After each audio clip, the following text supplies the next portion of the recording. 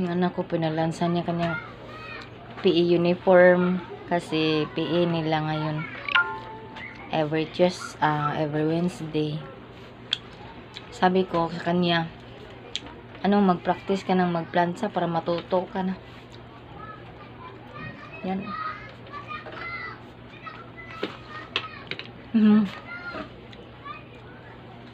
Bukton po dong.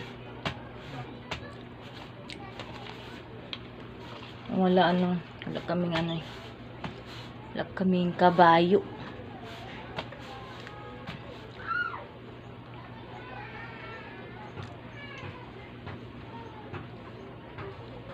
Good job, anak.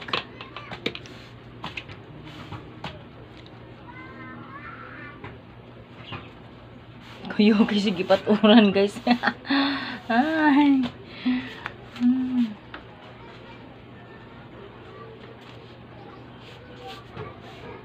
Kasi sa pulo niya at saka sa karsonis niya na uniform ako magplancha. Yan, sinabihan ko siya mag-practice ka na magplancha. Ano pagka-plancha ha, Dodong, oy? Paano ka matuto kung hindi ka mag-practice? Kaya sabi ko sa kanya, mag-practice ka. Bye-bye, guys. Tapos na raw siya nag-plancha raw. Uy, balihas, anak. Ama na? Okay. Bye-bye.